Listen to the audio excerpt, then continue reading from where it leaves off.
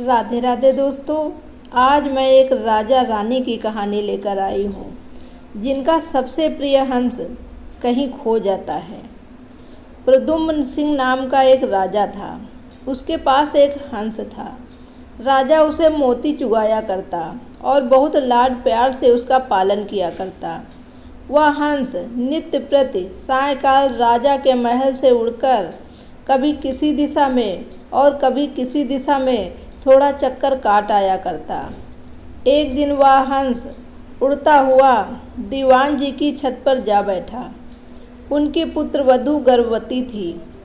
उसने सुन रखा था कि गर्भावस्था में यदि किसी स्त्री को हंस का मांस खाने को मिल जाए तो उसकी होने वाली संतान अत्यंत मेधावी, तेजस्वी और भाग्यशाली होती है। अनायास ही छत पर हंस आया देखकर उसके मुंह में पानी भर आया। उसने हंस को पकड़ लिया और रसोई घर में ले जाकर उसे पकाकर खा गई। इस बात का पता न उसने अपनी सास को लगने दिया, न ससुर को और न ही पति को, क्योंकि उसे भय था अगर राजा को इस बात का सुराग लग गया तो बड़ा अनिष्ट हो जाएगा। उधर जब रात होने पर हंस राजमहल में नहीं पहुंचा तो राजा रानी को बहुत चिंता हुई। उनका मन व्याकुल हो उठा। चारों ओर उसकी खोज में आदमी दौड़ाए गए, लेकिन हंस कहीं नहीं मिला। राजा ने आस पड़ोस के शहरों कस्बों में भी सूचना कराई कि अगर कोई हंस का पता लगा सके तो राज्य की ओर से उसे बहुत बड़ा पुरस्कार दिया जाएगा। 10-20 दिन निकल गए, कुछ भी पता नहीं लग सका। चूँकि वह हंस राजा और रानी को बहुत प्रिय था, अतः वे उदास रहने लगे। एक दिन एक कुटनी राजा के पास आई और बोली कि वह हंस का पता लगा सकती है, लेकिन उसे थोड़ा सा समय चाहिए। राजा ने कहा, मेरे राज्य के पंडित, ज्योतिषी, हाकिम और मेरे इतने सारे गुप्तचरों में कोई भी पता नहीं लगा सका, तुम कैसे पता लगा सकोगी? कुटनी ने कहा, मुझे अपनी योग्यता पर विश्वास है। अगर अन्नदाता का हुक्म हो तो एक बार आकाश के तारे भी तोड़कर ले आऊं। आप मुझे थोड़ा सा समय दीजिए और आवश्यक धन दे दीजिए। उसे वापस ला सकूं या नहीं, लेकिन मैं आपको विश्वास दिलाती हूँ कि उसका अता पता अवश्य ले आऊँगी। राजा ने स्वीकार कर लिया और कुटनी अपने उद्देश्य की सिद्धि के लिए चल पड़ी। सबसे पहले कुटनी ने यह पता लगाया कि शहर के धनिक घरों में कौन कौन स्त्री गर्भवती है। उसे पता था कि गर्भावस्था में किसी स्त्री को यदि हंस का मांस मिल जाए तो वह बिना खाए नहीं रहेगी। साथ ही यह भी जानती थी कि साधारण घर की कोई स्त्री राजा का हंस पकड़ने का साहस नहीं कर सकती।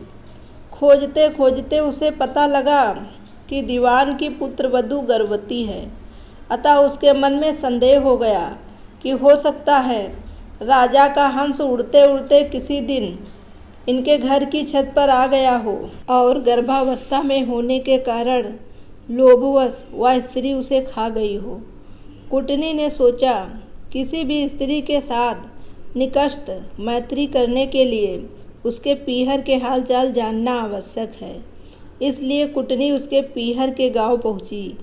वहां जाकर उसने पीहर वाले सारे लोगों के नाम धाम तथा उनके घर में बीती हुई खास पुरानी घटनाओं की जानकारी ले ली। उसे पता लगा कि दीवान की पुत्रवधू की बुआ छोटी उम्र में ही किसी साधु के साथ चली गई थी और आज तक लौट कर नहीं आई।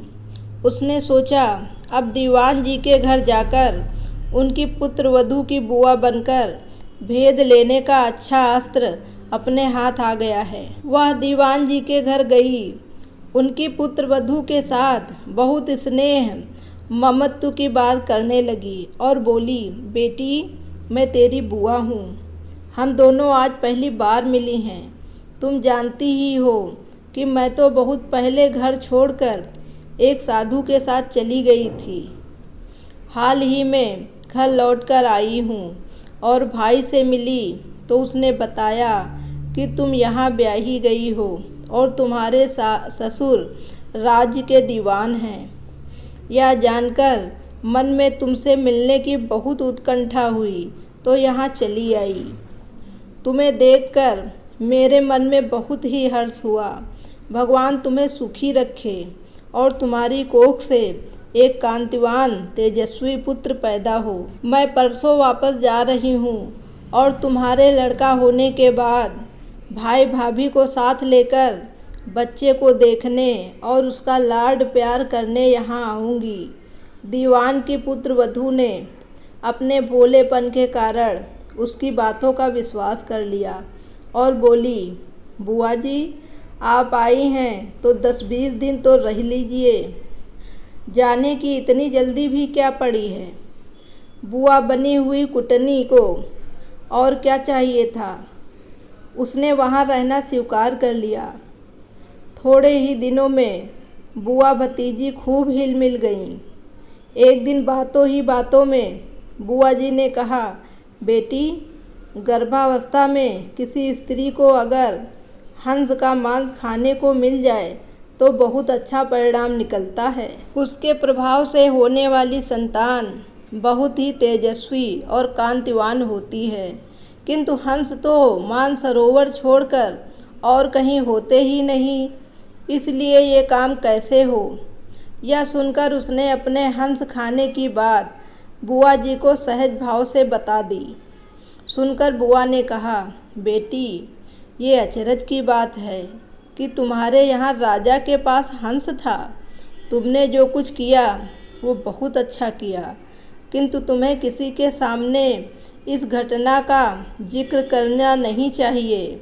मेरे सामने भी नहीं करना था, लेकिन खैर मुझसे कही हुई बात कहीं जाने वाली नहीं है, इसलिए जिक्र कर दिया तो भी कोई बात नहीं। कुछ दिन और बीत गए। तब कुटनी ने कहा, बेटी अगर भगवान के सामने तुम हंस खाने की बात स्वीकार कर लो तो हंस की हत्या का पाप तो सिर से उतर ही जाएगा, सुपरिणाम भी द्वितीय होगा।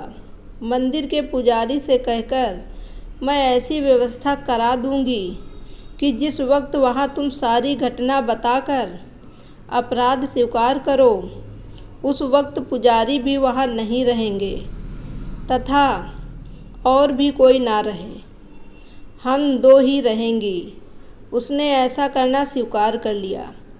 कुटनी लुक छिपकर राजा के पास पहुँची और बोली, आपसे वादा किया था उसके अनुसार हंस का अता पता लगा लाई हूँ।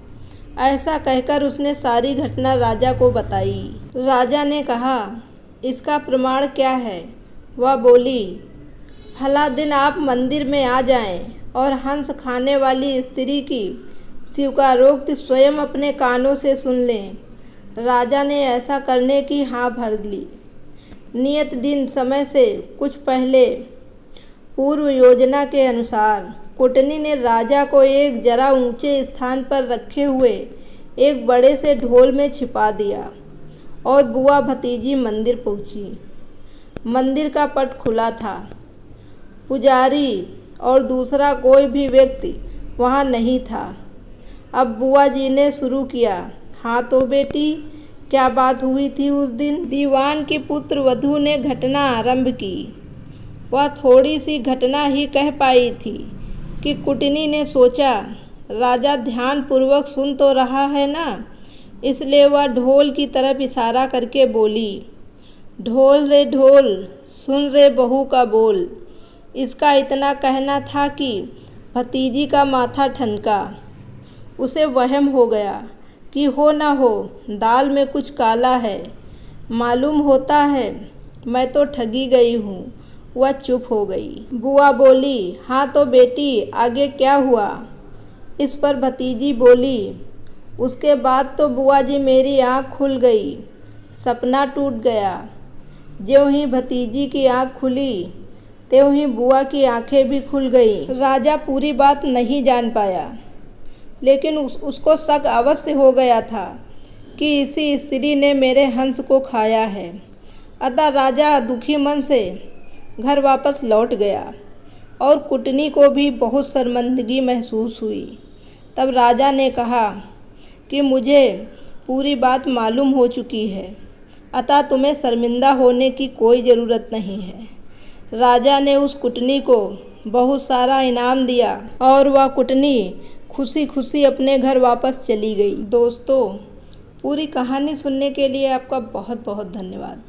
अगर कहानी पसंद आई हो तो इसे लाइक और शेयर ज़रूर करिएगा और अच्छी अच्छी कहानियाँ सुनने के लिए मेरे चैनल को सब्सक्राइब अवश्य करें। Thank you very much.